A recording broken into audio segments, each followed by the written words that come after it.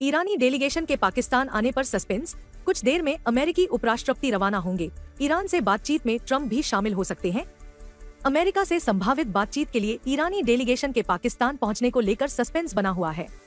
ईरानी media के मुताबिक मुख्य वार्ताकार और संसद स्पीकर मोहम्मद बाघेर गालिबाफ, विदेश मंत्री अराघची और उनके डिप्टी फिलहाल देश में ही मौजूद हैं। दूसरी ओर अमेरिकी उपराष्ट्रपति जेडी वेंस कुछ ही देर में पाकिस्तान के लिए रवाना होने वाले हैं। वेंस के साथ विशेष दूत स्टीव विटकॉफ और डोनाल्ड ट्रंप के दामाद जेरेड कुशनर भी पाकिस्तान पहुंचेंगे। रॉयटर्स की रिपोर्ट के अनुसार अगर बातचीत में कोई बड़ी प्रगति होती है तो अमेरिकी राष्ट्रपति डोनाल्ड ट्रंप खुद या वर्चुअली इसमें शामिल हो सकते हैं। कांग्रेस का पीएम के खिलाफ विशेषाधिकार हनन का नोटिस, आरोप राष्ट्र के नाम संबोधन में विपक्षी सांसदों के वोट पर उठाए सवाल। कांग्रेस ने पीएम नरेंद्र मोदी के खिलाफ लोकसभा में विशेषाधिकार हनन का नोटिस दिया है।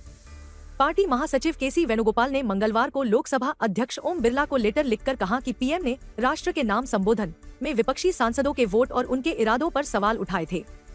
यह नियमों के खिलाफ है। वेणुगोपाल ने लिखा कि पीएम ने करीब 29 मिनट के संबोधन में विपक्षी दलों पर महिला आरक्षण बिल रोकने का आरोप लगाया, सांसदों के वोटिंग पैटर्न पर सवाल उठाए, उनके फैसलों के पीछे की मंशा पर भी टिप्पणी की। कांग्रेस सांसद ने मांग की है कि इस मामले को लोकसभा की विशेषाधिकार समिति को भेजा जाए और प्रधानमंत्री के खिलाफ कार्रवाई शुरू की जाए। जापान अब दूसरे देशों को बेचेगा घातक हथियार, 50 साल बाद नीति में किया बदलाव, ऑस्ट्रेलिया के साथ $7 अरब का समझौता। जापान ने सेकेंड वर्ल्ड वॉर के बाद अपनी शांतिवादी नीति में बड़ा बदलाव किया है। प्रधानमंत्री साने ताकाइची की कैबिनेट ने घातक हथियारों के निर्यात पर लगी दशकों पुरानी रोक हटा दी है। इसके तहत अब जापान फाइटर जेट, मिसाइल और वॉरशिप जैसे हथियार दूसरे देशों को बेच सकेगा। मंगलवार को एक्स पर पोस्ट करते हुए ताकाइची ने कहा कि अब सभी रक्षा उपकरणों का ट्रांसफर संभव होगा। उन्होंने कहा कि हथियार सिर्फ उन देशों को दिए जाएंगे जो यूएन चार्टर के मुताबिक उनका इस्तेमाल करने का वादा करेंगे। जापान के रक्षा मंत्रालय ने बताया कि कई देश जापानी हथियार खरीदने में दिलचस्पी दिखा रहे हैं। हाल ही में जापान और ऑस्ट्रेलिया के बीच $7 अरब का समझौता हुआ है। इसके तहत मित्सुबिशी हेवी इंडस्ट्रीज ऑस्ट्रेलियाई नौसेना के लिए 11 में से पहले 3 वॉरशिप बनाएगी।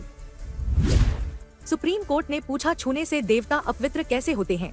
सबरीमाला के वकील बोले, भगवान अयप्पा ब्रह्मचारी, इसलिए पूजा की प्रथा भी वैसी। सबरीमाला मंदिर में महिलाओं की एंट्री और धार्मिक भेदभाव से जुड़े मामले में सुप्रीम कोर्ट में सुनवाई जारी है। कोर्ट ने पूछा, मूर्ति छूना ईश्वर का अपमान कैसे हो सकता है और वे अपवित्र कैसे हो जाते हैं? सुप्रीम कोर्ट ने पूछा, क्या संविधान उस भक्त की मदद के लिए आगे नहीं आएगा जिसे केवल उसके वंश और जन्म के कारण देवता को छूने से रोक दिया जाता है? इस पर सबरीमाला के वकील एडवोकेट वी गिरी ने कहा, किसी भी मंदिर में होने वाले रीति रिवाज उस धर्म का अभिन्न हिस्सा होते हैं। पूजा देवता की विशेषताओं के उलट नहीं हो सकती। भगवान अयप्पा नैष्ठिक ब्रह्मचारी हैं, इसलिए वहाँ की परंपराएं उसी के अनुरूप तय की गई है। ट्रंप ने कहा, मैंने ईरान में सत्ता बदल दी, जल्द बड़ी डील हो सकती है। ऐसा नहीं हुआ तो सेना हमले को तैयार, सीज फायर नहीं बढ़ाएंगे। अमेरिकी राष्ट्रपति डोनाल्ड ट्रंप ने कहा है कि उन्होंने ईरान में सत्ता बदल दी है। CNBC न्यूज से बात करते हुए ट्रंप ने कहा कि अमेरिका और ईरान के बीच जल्द एक बड़ी डील हो सकती है। मौजूदा हालात में ईरान के पास समझौता करने के अलावा कोई दूसरा विकल्प नहीं है। उन्होंने चेतावनी दी कि अगर डील नहीं हुई तो अमेरिकी सेना हमले के लिए पूरी तरह तैयार है और आदेश मिलते ही कार्रवाई कर सकती है। ट्रंप ने साफ किया कि वह सीज फायर को आगे नहीं बढ़ाएंगे। उन्होंने कहा, हमारे पास ज्यादा समय नहीं है। ट्रंप ने बताया कि सीज फायर के दौरान अमेरिका ने अपनी सैन्य ताकत बढ़ाई है। उन्होंने कहा, हमारे पास बहुत ज्यादा गोला बारूद है, हमने इस समय का इस्तेमाल तैयारी में किया। यूएन दूत बोली, भारत ने इजराइल की मदद कर कानून तोड़ा, हथियार भेजना नियमों के खिलाफ, इससे ग्लोबल सिस्टम कमजोर हो रहा। संयुक्त राष्ट्र की एक रिपोर्ट में भारत पर अंतर्राष्ट्रीय कानून के उल्लंघन का आरोप लगाया गया है। रिपोर्ट में कहा गया है कि इजराइल के साथ उसके संबंध और युद्ध के समर्थन को लेकर भारत की कानूनी और नैतिक जिम्मेदारी बनती है। टॉर्चर एंड जेनोसाइड नाम की इस रिपोर्ट को यूएन स्पेशल दूत फ्रांसेस्का अल्बनीज ने 23 मार्च को संयुक्त राष्ट्र मानवाधिकार परिषद में पेश किया। द हिंदू से बात करते हुए उन्होंने भारत पर आरोप लगाया कि इजराइल के साथ करीबी संबंधों के चलते भारत अंतर्राष्ट्रीय कानून के तहत अपने दायित्वों का उल्लंघन कर रहा है और उसे इसकी जिम्मेदारी उठानी पड़ सकती है। उन्होंने यह भी कहा कि इंटरनेशनल कोर्ट ऑफ जस्टिस ने इजराइल के कब्जे को गलत बताया है और देशों से हथियारों का लेन देन रोकने को कहा है। इसके बावजूद भारत का हथियार भेजना नियमों के खिलाफ हो सकता है। केलम में पटाखा फैक्ट्री में ब्लास्ट, 13 की मौत, 10 शव बरामद, 40 मजदूर काम कर रहे थे। केलम के त्रिशूर जिले में मंगलवार दोपहर 3:30 बजे पटाखा फैक्ट्री में ब्लास्ट हुआ। हादसे में 13 लोगों की मौत हो गई। फैक्ट्री में कई लोग झुलस गए। घायलों को आसपास के अस्पतालों में भर्ती कराया गया है। राज्य आपदा प्रबंधन प्राधिकरण के मुताबिक मौके से 10 शव मिले, जबकि 3 लोगों के शरीर के हिस्से बरामद हुए। हादसे के समय शेड में करीब 40 लोग मौजूद थे। फायर ब्रिगेड, पुलिस और रेस्क्यू टीमें मौके पर पहुंची, लेकिन रुक रुक कर विस्फोट होने से रेस्क्यू में दिक्कत आई। केदारनाथ धाम पहुंची बाबा केदार की डोली। 3 दिनों में पूरी की 57 किलोमीटर की पैदल यात्रा। कल 181 दिन बाद खुलेंगे कपाट। चारधाम यात्रा के तीसरे दिन आज बाबा केदार की पंचमुखी डोली केदारनाथ धाम पहुंच गई है। ओंकारेश्वर मंदिर से निकली इस डोली ने 3 दिनों में 57 किलोमीटर की पैदल यात्रा पूरी की है। बाबा के स्वागत के लिए आज यहां पर करीब 6 से 8 हजार श्रद्धालु पहुंचे। डोली के केदारनाथ पहुंचने के साथ ही अब धाम में कपाट खोलने की तैयारियां शुरू हो गई हैं। कल यानी बुधवार सुबह 8 बजे श्रद्धालुओं के लिए मंदिर के कपाट 181 दिन बाद खोल दिए जाएंगे। वहीं दूसरी ओर बद्रीनाथ मंदिर के कपाट खुलने की प्रक्रिया भी शुरू हो गई है। सभी देव डोलियों का मिलन पांडुकेश्वर में होगा, जहां रात्रि विश्राम के बाद ये डोलियां आगे बढ़ेंगी और 23 अप्रैल की सुबह बद्रीनाथ धाम के कपाट श्रद्धालुओं के लिए खोल दिए जाएंगे।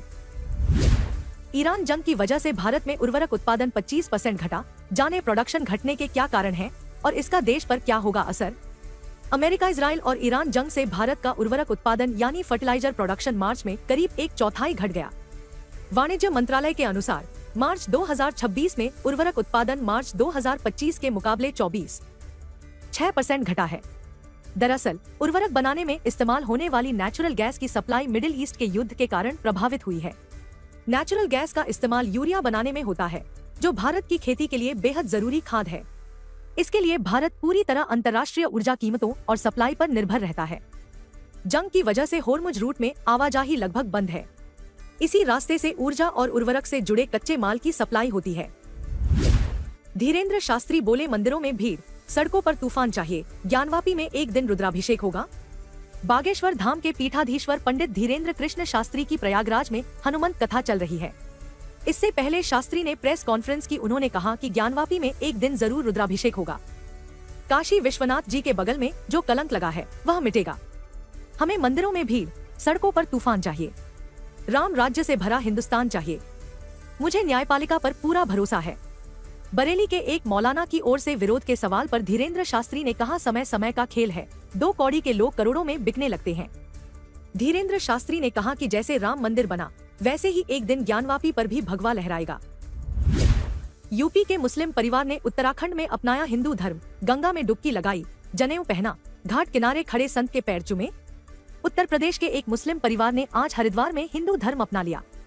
नमामि गंगे घाट पर कई संतों की मौजूदगी में परिवार के 5 सदस्यों का शुद्धिकरण किया गया।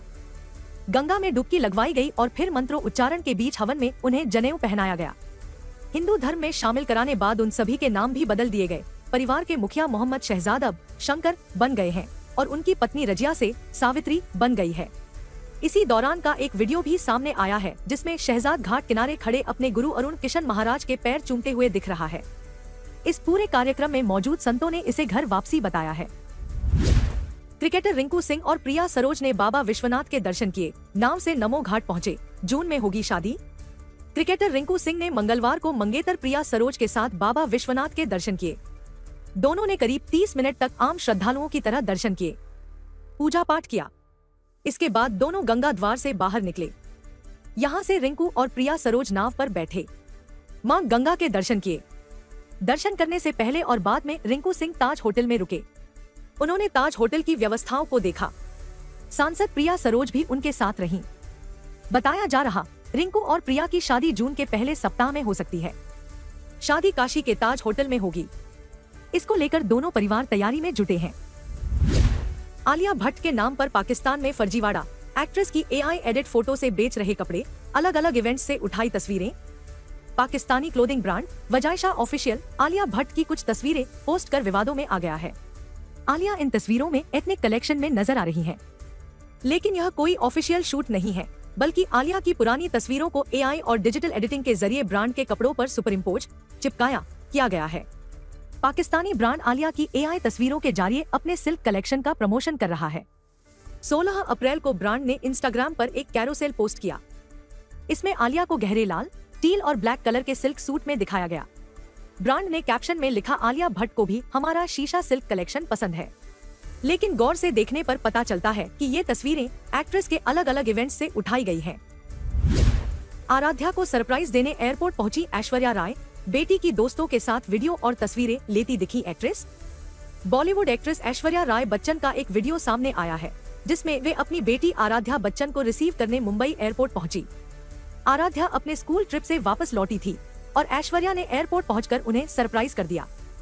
वीडियो में देखा जा सकता है कि जैसे ही आराध्या एयरपोर्ट के बाहर निकली, ऐश्वर्या उन्हें देखकर काफी खुश हुई। उन्होंने तुरंत अपना फोन निकाला और अपनी बेटी की तस्वीरें और वीडियो लेना शुरू कर दिया। आराध्या भी अपनी मां को देखकर मुस्कुराई और उन्हें गले लगा लिया।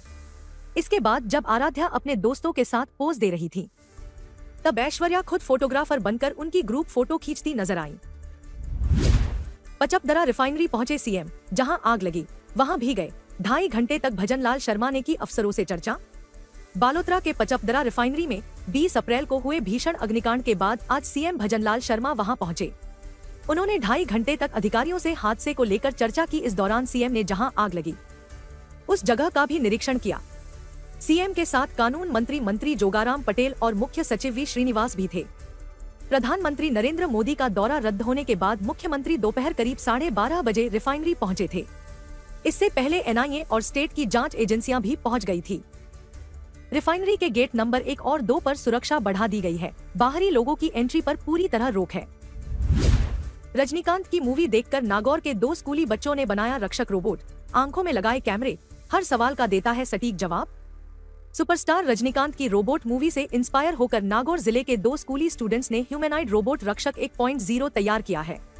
इसे प्रोग्राम करने और एआई से जोड़ने के लिए दोनों स्टूडेंट्स ने यूट्यूब से पाइथन जैसी कंप्यूटर लैंग्वेज भी ऑनलाइन सीखी। खास बात यह है कि रोबोट की आंखों में कैमरे लगे हैं जो लाइव रिकॉर्डिंग कर सकते हैं। पावर सप्लाई के लिए कंप्यूटर में यूज होने वाला एसएमपीएस काम में लिया है, जबकि 3D प्रिंटर से रोबोट की प्लास्टिक बॉडी प्रिंट करवाई गई है। दरअसल जिले के कुचेरा के रहने वाले यश शर्मा और नीरज सैनी 9वीं और 11वीं क्लास के स्टूडेंट्स हैं। दोनों दोस्त हैं। दोनों ने रजनीकांत की रोबोट मूवी देखी तो रोबोट बनाने का आइडिया आया। 2 साल पहले दोनों ने मिलकर कार्डबोर्ड से एक रोबोट खेल में तैयार किया, जिसे कंप्यूटराइज नाम दिया था। कांस्टेबल ने ट्रक ड्राइवर को पीटा, गर्दन पकड़कर सड़क पर पटका, थप्पड़ बरसाए, पैरों से भी मारा। अलवर में दिल्ली मुंबई एक्सप्रेसवे पर कांस्टेबल ने ट्रक ड्राइवर को लात और थप्पड़ से पीटा, उसे गर्दन से पकड़कर खींचा और सड़क पर गिरा दिया। घटना सोमवार दोपहर 3 बजे नौगांवा थाना क्षेत्र में रसगन गांव के पास एक्सप्रेसवे की पुलिया नंबर 85 पर हुई। ड्राइवर दिल्ली जाने के लिए ट्रक में बैठ रहा था। मंगलवार को मारपीट का वीडियो सामने आया। वीडियो सामने के बाद एसपी सुधीर चौधरी ने आरोपी कांस्टेबल अनुराग को लाइन हाजिर कर अलवर पुलिस लाइन भेज दिया। ट्रक ड्राइवर के परिजन ने पुलिस पर अवैध वसूली और मारपीट का आरोप लगाया है। रेलवे ने 5 जोड़ी समर स्पेशल ट्रेनें चलाई। जयपुर से हावड़ा तक के यात्रियों को मिलेगा फायदा। बंगाल चुनाव और गर्मी की छुट्टियों के कारण पूर्वी राज्यों की ओर जाने वाले यात्रियों की संख्या लगातार बढ़ रही है।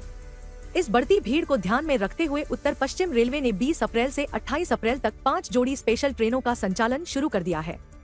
ये ट्रेनें जयपुर समेत कई प्रमुख स्टेशनों से गुजरेंगी, जिससे राजस्थान, गुजरात और आसपास के क्षेत्रों से बंगाल जाने वाले यात्रियों को बड़ी राहत मिलेगी।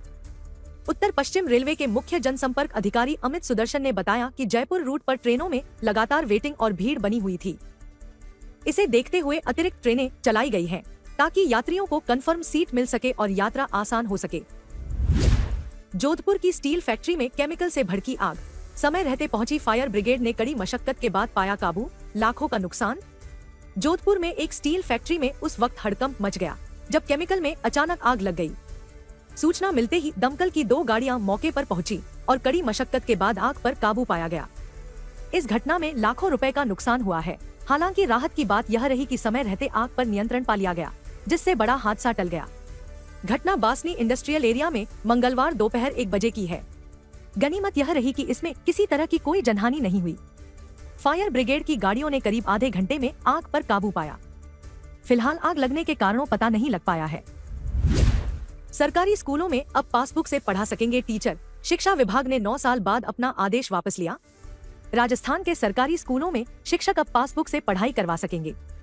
सरकारी स्कूलों में पासबुक के उपयोग पर लगी रोक हटा दी गई है। हाईकोर्ट के आदेश के बाद सरकार ने 9 साल पुराने आदेश में आगे अपील नहीं करने का फैसला लिया। इसके बाद माध्यमिक शिक्षा राजस्थान के जिला शिक्षा अधिकारी रामगोपाल शर्मा ने सोमवार को आदेश जारी किया, जिसमें पूर्व में जारी प्रतिबंध लगाने के 2 आदेशों को वापस लेने का आदेश दिया गया। कोर्ट के फैसले के बाद स्कूलों में करीब 9 साल बाद फिर से पासबुक का उपयोग हो सकेगा। छात्रों और शिक्षकों के खिलाफ कार्रवाई का प्रावधान खत्म हो गया है। डोटासरा बोले रिफाइनरी में आग की जांच होनी चाहिए, रिफाइनरी पहले से लेट थी, अब 6 से 12 महीने और देरी हो जाएगी। गोविंद सिंह डोटासरा ने कहा कि जब देश का प्रधानमंत्री रो रहा था तब हमें शर्मिंदगी महसूस हो रही थी। ईरान इजरायल विवाद के समय भी प्रधानमंत्री नहीं रोए थे, लेकिन आज हमारे प्रधानमंत्री आंसू बहा रहे थे। डोटासरा मंगलवार को सीकर के सांगलिया में कोजाराम सेवदा द्वारा अपने माता पिता की स्मृति में भूमिदान देकर बनवाए गए पशु चिकित्सा उपकेंद्र के उद्घाटन कार्यक्रम में शामिल हुए। पचपदरा रिफाइनरी में हुए भीषण आग के हादसे पर डोटासरा ने कहा कि इसकी गंभीर और निष्पक्ष जांच होनी चाहिए।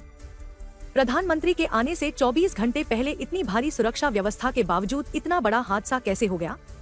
भाजपा वाले कह रहे हैं कि ईश्वर को मंजूर नहीं था, लेकिन 10,000 करोड़ रुपए का नुकसान हुआ है। रिफाइनरी पहले से लेट थी, अब 6 से 12 महीने और देरी हो जाएगी। उद्घाटन इनके करकमलों से होगा या नहीं, यह अब सवाल बन गया है। श्री सांवलियाजी के भंडार से निकले 31 करोड़ रुपए, चौथे राउंड की काउंटिंग पूरी, अंतिम दिन होगा सोने चांदी की भेंट का तौल। चित्तौड़गढ़ में श्री सांवलिया सेठ जी मंदिर के दान भंडार की काउंटिंग का मंगलवार को चौथा राउंड पूरा हुआ। इसके बाद कुल दान राशि 31 करोड़ 1,63,000 रुपए तक पहुंच गई है। वैशाख मास की कृष्ण पक्ष चतुर्दशी पर खोले गए भंडार से इस बार भी श्रद्धालुओं ने दिल खोलकर दान दिया है। मंदिर प्रशासन का कहना है कि अभी अंतिम चरण की गणना बाकी है, जिसमें मंदिर को मिली सोने चांदी की भेंट और चिल्लर की काउंटिंग की जाती है। साथ ही ऑनलाइन माध्यम से आए दान को भी अंतिम आंकड़े में जोड़ा जाएगा। ऐसे में मंदिर प्रशासन का मानना है कि 5वें राउंड की काउंटिंग के बाद कुल दान राशि में और बढ़ोतरी देखने को मिल सकती है। उत्तराखंड के सीएम पुष्कर सिंह धामी पहुंचे खाटू श्याम जी, चौखट पर स्वास्तिक बनाकर सुख समृद्धि की कामना की। सीकर जिले के प्रसिद्ध खाटू श्याम जी में आज उत्तराखंड के सीएम पुष्कर सिंह धामी दर्शन करने पहुंचे। सीएम धामी ने मंदिर पहुंचकर पूजा अर्चना की और देश प्रदेश की सुख समृद्धि की मंगल कामना की। मुख्यमंत्री पुष्कर सिंह धामी के आगमन को लेकर प्रशासन और मंदिर कमेटी की ओर से चाक चौबंद इंतजाम किए गए थे। इस दौरान मुख्यमंत्री धामी ने स्वास्तिक बनाया। उन्होंने बाबा श्याम की चौखट पर माथा टेककर आशीर्वाद लिया। दर्शन के बाद मुख्यमंत्री ने कहा श्याम बाबा से उत्तराखंड और समस्त देशवासियों की खुशहाली और उन्नति की प्रार्थना की है। प्रभारी राधा मोहन बोले वसुंधरा राजे को बेबस कहेंगे तो लोग हंसेंगे, वे प्रभावी मुख्यमंत्री रही हैं। बीजेपी के प्रदेश प्रभारी राधा मोहन दास अग्रवाल ने कहा है कि अगर आप वसुंधरा राजे के लिए बेबस शब्द का प्रयोग करेंगे तो लोग हंसेंगे। वसुंधरा राजे महिला सशक्तिकरण का जीवंत प्रतीक है। कांग्रेस और उसके लोग इस प्रकार के षड्यंत्रों के लिए जाने जाते हैं। नकली पत्र के संदर्भ में पूरी पार्टी राजे के साथ खड़ी है। इस मामले को पार्टी गंभीरता से ले रही है। उन्होंने भी खुलकर आपके सामने अपनी बात रखी है। प्रदेश के प्रशासनिक हलके को भी इस पर कार्रवाई के निर्देश दिए गए हैं। यह बातें प्रभारी ने आज प्रदेश बीजेपी कार्यालय में मीडिया को संबोधित करते हुए कही। अजमेर में अचानक तहसील डीएसओ ऑफिस पहुंचे कलेक्टर, कर्मचारी गायब मिले, कार्रवाई के निर्देश। अजमेर कलेक्टर लोकबंधु ने मंगलवार को तहसील अजमेर और डीएसओ कार्यालय का औचक निरीक्षण किया। निरीक्षण के दौरान कई कर्मचारी अनुपस्थित पाए गए, जिस पर कलेक्टर ने संबंधित अधिकारियों को सख्त कार्रवाई के निर्देश दिए। कलेक्टर ने कहा तहसील और डीएसओ जैसे कार्यालय सीधे आमजन से जुड़े होते हैं, इसलिए यहाँ कार्यप्रणाली में किसी भी तरह की लापरवाही बर्दाश्त नहीं की जाएगी। निरीक्षण के दौरान विभिन्न विभागों की व्यवस्थाओं का जायजा लिया गया और अधिकारियों से आवश्यक जानकारी भी ली गई। उन्होंने एसएसओ पोर्टल पर लंबित फाइलों के शीघ्र निस्तारण के निर्देश देते हुए आमजन को आ रही समस्याओं का त्वरित समाधान सुनिश्चित करने को कहा। डिप्टी कमांडेंट एग्जाम में डॉक्यूमेंट्स वेरिफिकेशन में 75 कैंडिडेट्स ही पहुंचे, 255 को बुलाया था, अब एक और मौका। राजस्थान लोक सेवा आयोग की ओर से डिप्टी कमांडेंट एग्जाम में शामिल कैंडिडेट्स को डॉक्यूमेंट्स वेरिफिकेशन के लिए बुलाया, लेकिन 75 कैंडिडेट्स ही आए। ऐसे में कैंडिडेट्स को अब एक और मौका दिया गया है। सभी 180 कैंडिडेट्स को 24 अप्रैल को बुलाया गया है। डिप्टी कमांडेंट के 4 पदों पर निकली भर्ती में 10,000 से ज्यादा आवेदन आए थे। सेना के कैप्टन स्तर के रिटायर्ड, त्यागपत्र देने वाले भूतपूर्व अधिकारी या इमरजेंसी और शॉर्ट सर्विस कमीशन से मुक्त विमुक्त कैंडिडेट्स ही इस भर्ती के लिए योग्य थे। इस भर्ती में बड़ी संख्या में बिना योग्यता के कैंडिडेट्स ने फॉर्म भर दिए थे। बाद में योग्यता नहीं होने पर भी एग्जाम में शामिल हुए। ऐसे में जो योग्य नहीं है, उनकी छंटनी पहले करने के लिए आयोग ने डॉक्यूमेंट्स वेरिफिकेशन का निर्णय लिया। भरतपुर में डंपर ड्राइवर की किडनैपिंग, मारपीट कर फेंका, टायर चेक करने रुका था, रुपए मोबाइल लूटा, बोलेरो में डाल कर ले गए। भरतपुर के भुसावर थाना इलाके से एक डंपर ड्राइवर के साथ मारपीट और किडनैपिंग का वीडियो सामने आया है। बोलेरो सवार लोगों ने ड्राइवर से पैसे मांगे। जब उसने पैसे नहीं दिए तो बोलेरो सवार लोगों ने ड्राइवर से मारपीट की और उसे किडनैप कर अपने साथ ले गए। बदमाशों ने ड्राइवर से 58,000 रुपए और एक मोबाइल भी लूट लिया। राहगीरों ने ड्राइवर को देख उसकी मदद की और पुलिस को सूचना दी। पीड़ित मारपीट करने के बाद वह मुकुट को बोलेरो की डिग्गी में डालकर अपने साथ जंगल में ले गए। जंगल में बोलेरो सवार लोगों ने मुकुट के शरीर को माचिस की तिल्ली से जगह जलाया। साथ ही मुकुट की जेब से 58,000 रुपए और उसका मोबाइल निकाल लिया।